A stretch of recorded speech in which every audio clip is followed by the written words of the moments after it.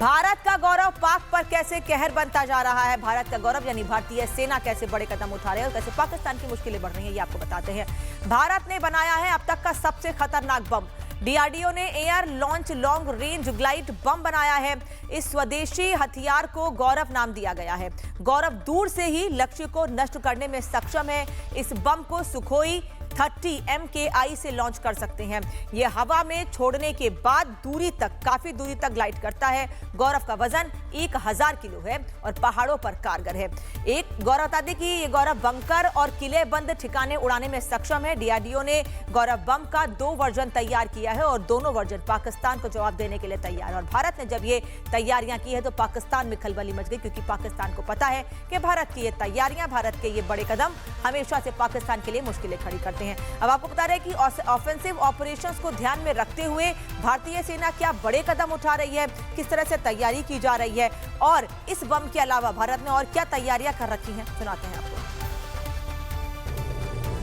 इन सभी हथियारों को, इन सभी टेक्नोलॉजी इक्विपमेंट को इस्तेमाल करने में महारत हासिल करना, और यहाँ पर जो एक्सरसाइज हो रही है, जो आपने देखा, वो उसी का एक हिस्सा है कि किस तरीके से हम जो हमारी कैपेबिलिटी है उसको अपनी ट्रेनिंग के जरिए और बढ़ा सकें।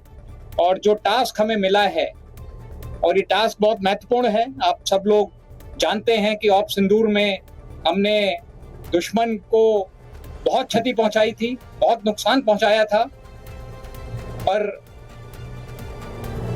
हम ये भी जानते हैं कि दुश्मन शायद अपनी हरकतों से बाज ना आए और दोबारा कोई ऐसा काम करे कि हमें फिर ऑपरेशन करने की जरूरत पड़े। तो भारत ने क्या बड़े कदम उठाए ये तो हमने आपको बताया, और अल फलाह यूनिवर्सिटी को लेकर कैसे कैसे एक एक चीज निकलकर सामने आई। लेकिन इसी अल फलाह यूनिवर्सिटी को लेकर कुछ लोग मुसलमानों को भड़काने की कोशिश कर रहे हैं, लेकिन देश के मुसलमान समझदार हैं और वो जानते हैं कि देश का हित किन चीजों में है, इसीलिए हर मुश्किल घड़ी में देश के साथ खड़े हैं। और पिछले दिनों लाल किले पर जो कुछ हुआ उसके बाद बड़ी संख्या में मुस्लिम सामने आए तो उन्होंने कहा था कि वो इस आतंकी हमले की निंदा करते हैं और इसका भारत को कड़ा जवाब देना चाहिए। बढ़ते आगे और अब बात कर लेते हैं प्रधानमंत्री नरेंद्र मोदी के साउथ अफ्रीका दौरे की। साउथ अफ्रीका यानी जोहान्सबर्ग पहुंचे प्रधानमंत्री नरेंद्र मोदी।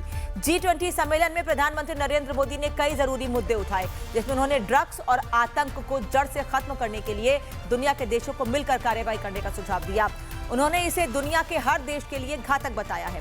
साथ ही उन्होंने इसे पब्लिक हेल्थ, सोशल स्टेबिलिटी और ग्लोबल सिक्योरिटी के लिए भी गंभीर चुनौती बताया है। ये टेररिज्म को फाइनेंस करने का भी एक बड़ा माध्यम उन्होंने कहा है। भारत ने G20 के मंच से इसके खिलाफ मजबूत लड़ाई लड़ने का प्रस्ताव भी रखा है। यानी भारत ने अपनी मंशा आतंकवाद के साथ साथ ड्रग्स टेरर को लेकर भी साफ कर दी है। प्रधानमंत्री ने G20 सम्मेलन में साउथ अफ्रीका से ड्रग्स और आतंकवाद के गठजोड़ पर करारा वार किया है। पीएम मोदी ने दुनिया को ड्रग्स टेरर के खतरे से आगाह करते हुए एक मजबूत वैश्विक मोर्चा बनाने का प्रस्ताव रखा है। उन्होंने खतरनाक ड्रग्स और आतंक की कड़ी रोकने के लिए दुनिया के देशों को मिलकर कार्रवाई करने का सुझाव दिया है। बता दें कि प्रधानमंत्री मोदी ने दुनिया को बड़ा संदेश दिया है कि ड्रग के खिलाफ कैसे कदम उठाना है। वो मोदी मंत्र क्या है, ड्रग टेरर को लेकर मोदी मंत्र क्या है, ये आपको बता देते हैं कि कैसे पूरी दुनिया एक साथ आए ड्रग्स के खिलाफ। डार्क वेब और क्रिप्टो करेंसी की रियल टाइम मॉनिटरिंग की जाए, ये कहा गया है। ड्रग कारोबार, क्रिप्टो के लेन देन की जानकारी शेयर करना भी जरूरी है, पीएम मोदी ने साफ कहा। ड्रग में इस्तेमाल रसायनों की सप्लाई चेन पर नियंत्रण होना चाहिए। फेंटेनिल जैसे केमिकल की ट्रैकिंग और लाइसेंसिंग पर पूरे दुनिया को, हर देश को जोर देना चाहिए। सीमा पार ड्रग तस्करी रूट्स के रास्ते को चेक करना होगा। गोल्डन ट्रायंगल रूट्स पर G20 देशों की संयुक्त टास्क फोर्स बनानी होगी। आतंकवाद के लिए भेजे गए ड्रग मनी को ब्लॉक करना एक बहुत अच्छा तरीका है। FATF जैसे मौजूदा तंत्र को और मजबूत करना है। साथ ही ड्रग से होने वाली इनकम को फ्रीज करने का भी वैश्विक प्रोटोकॉल होना चाहिए, ये भी प्रधानमंत्री ने जोर दिया है। ड्रग टेरर के नापाक गठजोड़ से अमेरिका भी हिला हुआ है। अमेरिका में हर साल हजारों नागरिक ड्रग्स की ओवरडोज से मारे जा रहे हैं, जिसके खिलाफ अमेरिकी राष्ट्रपति डोनाल्ड ट्रंप ने अपने दूसरे कार्यकाल में आक्रामक सैन्य अभियान छेड़ रखा है। अमेरिका ने यह मुहिम वेनेजुएला, कोलंबिया और मैक्सिको से आने वाली ड्रग तस्करी को रोकने पर केंद्रित किया है, जिससे अमेरिकी सैनिकों के निशाने पर फेंटेनिल और कोकीन जैसी घातक दवाई हैं। ट्रंप प्रशासन ने तो ड्रग तस्करों को आतंकवादी संगठन घोषित किया हुआ है और उन्हें अलकायदा जैसे आतंकी संगठनों की तरह बताकर सीधे मौत के घाट उतारने का आदेश जारी किया है, जिसका नतीजा है कि ड्रग्स तस्करों के खिलाफ अमेरिकी सेना की कार्रवाई में सैकड़ों ड्रग तस्कर अब तक मारे जा चुके हैं। ये तस्वीर आपको वही दिखा रहे हैं कि कैसे यूएस नेवी ने एक बोट को उड़ाया। ये बोट दरअसल ये दावा किया गया है अमेरिका की ओर से कि इस बोट का इस्तेमाल ड्रग्स के तस्करी के लिए किया जाता था, नशे के कारोबार के लिए किया जाता था। लेकिन वहीं दूसरी ओर कोलंबिया, वेनेजुएला समेत वो देश जिनकी ये बोट है वो अमेरिका पर आरोप लगा रहे हैं और पिछले दिनों अमेरिका और वेनेजुएला में इसको लेकर खींचतान भी देखने को मिली थी, क्योंकि वेनेजुएला ने कहा था कि जिस तरह से हमारी बोटों को अमेरिका निशाना बना रहा है इसका जवाब आने वाले समय में देंगे। लेकिन अमेरिका का कहना है कि ड्रग्स को खत्म करने के लिए ऐसे हमले लगातार जारी रहेंगे। ड्रग टेरर नेक्सस कितना खतरनाक है पूरे दुनिया के लिए, ये आपको बता देती हूँ। ड्रग टेरर नेक्सस खतरनाक गठजोड़ है, संगठित अपराधी आतंकियों का एक समूह बनता जा रहा है। अफगानिस्तान से लेकर यूएस तक इसका जाल फैला हुआ है। 19 आतंकी संगठन कारोबार में लिप्त हैं और आतंकवाद का नया हाइब्रिड मॉडल तैयार कर रहे हैं।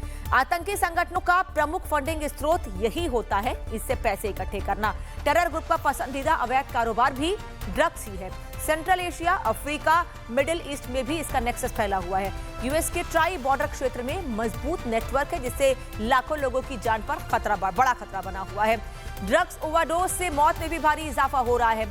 अंतर्राष्ट्रीय स्थिरता के लिए भी एक बड़ा खतरा है। ड्रग टेरर इकोनॉमी खत्म करना एक बड़ी चुनौती है, लेकिन कैसे इसे खत्म किया जाएगा, इसी को लेकर प्रधानमंत्री मोदी ने आज G20 सम्मेलन इस मंच पर बड़ा संदेश दिया है। जो समस्या पूरी दुनिया के लिए नासूर बन गई है, उस समस्या को लेकर भारत लंबे वक्त से पाकिस्तान को कटघरे में खड़ा करता रहा है। पाकिस्तानी फौज और वहां की खुफिया एजेंसी ISI लंबे वक्त से ड्रग टेरर की काली कमाई का इस्तेमाल भारत में आतंकवाद को बढ़ावा देने के लिए करता आ रहा है। पहलगाम में हुआ आतंकी हमला भी पाकिस्तान की उसी काली कमाई से फंड किया गया था।